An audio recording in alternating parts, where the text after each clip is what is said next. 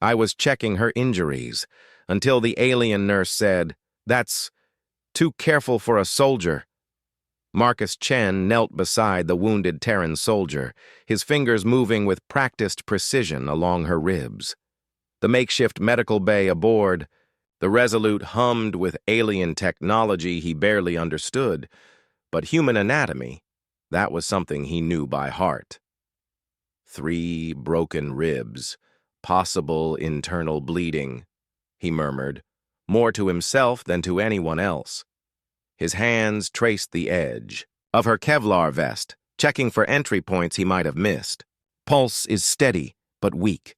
We need to get her stabilized before... That's too careful for a soldier.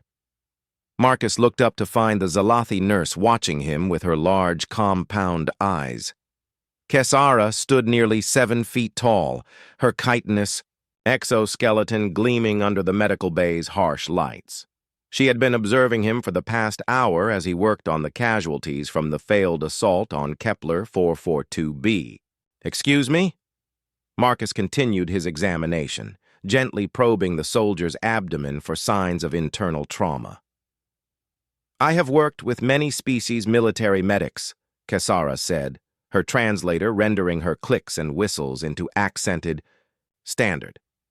"None examine their wounded with such tenderness. You check each injury as if you are afraid of causing more pain." Marcus paused, his hands still resting on the soldier's uniform. Around them, the medical bay buzzed with activity. Other, wounded being treated by a mix of human and alien medical staff.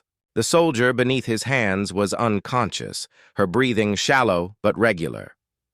"Pain matters," he said simply, resuming his work. Kesara's head tilted in a distinctly non-human gesture. "Pain is temporary. Survival is paramount. This is what all warrior species understand." "Maybe that's the difference." Marcus reached for a scanner, running it over the soldier's torso. The holographic display showed internal bleeding, but manageable. "We don't see ourselves as just a warrior species." The Zalathi nurse moved closer, her movements eerily silent despite her size. "But you are at war. Your entire species fights against the hegemony. Every human I have encountered is a soldier." Marcus began preparing a blood coagulant injection, measuring the dosage twice before drawing it into the hypospray. "That's where you're wrong. This woman, Corporal Santos, she was a teacher before the war. Elementary school. She used to tell me about her students when we were stationed on Proxima." He administered the injection with the same careful precision he'd shown throughout the examination. "The man over there, Private Kim? He was studying to be a veterinarian. And Sergeant Rodriguez in bed 7. She ran a small farm with her wife." Kesara's compound eyes seemed to glitter. "And you?" "Pediatric surgeon." Marcus began setting up an IV line, his movements economical but gentle. "Specialized in congenital heart defects. I'd been practicing for 8 years when the hegemony reached Earth." The Zalathi was quiet for a long moment, watching as Marcus adjusted the flow rate on the IV with minute precision. When she spoke again, her voice carried a different tone, through the translator. "The hegemony has been expanding for 3,000 years. We have seen species fight and fall. The pattern is always the same. They militarize completely, sacrifice their weak, optimize for war efficiency."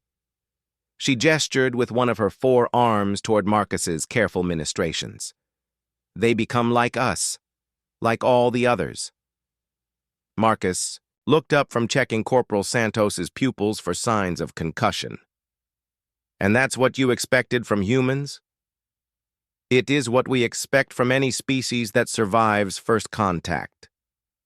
Kesara moved to the next bed where Private Kim was recovering, from laser burns across his back. "But you still treat your wounded as if they are precious, as if each one matters beyond their tactical value." "Because they do." Marcus's voice carried quiet conviction. Every person in this room had a life before this war. Dreams, families, passions. Santos wanted to get her master's degree in special education. Kim was 3 months from graduating veterinary school. They're not just soldiers. They're people who became soldiers because they had to. The Zalathi nurse began her own examination of Private Kim, but Marcus noticed her movements had changed. Where before they had been efficient and clinical, now they carried an almost experimental gentleness. The hegemony believes sentiment makes species weak, Kesara said. That survival requires the abandonment of such inefficiencies. Maybe that's why they keep losing. Marcus finished his assessment of Corporal Santos and moved to update her chart. They've been expanding for 3,000 years, you said. But they're still expanding, still fighting. If their way was truly superior, wouldn't they have won by now? Kesara's examination of Private Kim faltered, her compound eyes fixed on Marcus with an intensity that made him slightly uncomfortable. What do you mean? Marcus gestured around the medical bay, where humans and aliens worked side by side. Look around. Zelathi, Morvani, Terrans, even a few Kikstal, all working together not because we made them, but because they chose to stand with us. The hegemony rules through fear and force. We fight alongside allies. You believe your sentiment is a strength? I believe our humanity is a strength. Marcus knelt beside another wounded soldier, beginning his careful examination. When Santos wakes up, she's not going to remember the tactical situation or the mission parameters. She's going to remember that someone took care of her, that someone treated her like she mattered. Kesara watched him work, her head tilting in that alien gesture of curiosity. And this matters in war? It matters in everything. Marcus looked up, meeting her compound gaze. That's what the hegemony doesn't understand. That's what they've never understood. We don't fight because we've become warriors. We fight because we've remained human. The medical bay fell quiet, except for the hum of alien technology and the soft beeping of monitoring equipment. Kesara stood motionless for a long moment, processing this concept that seemed to challenge everything she thought she knew about warfare and survival. Finally, she spoke. Perhaps there is wisdom in your inefficiency. Marcus smiled, returning to his work with the same careful precision he'd shown from the beginning. We prefer to call it hope. As the hours passed, Kesara found herself adopting Marcus's methods, checking each patient with newfound care, speaking gently to the conscious wounded, treating each injury as if it belonged to someone precious rather than just another tactical asset. When Corporal Santos finally woke, her first words were a whispered, "Thank you," to the tall, alien figure, adjusting her blankets with surprisingly gentle movements. And for the first time in her long career treating warriors from across the galaxy, Kesara understood why the humans might actually win this war.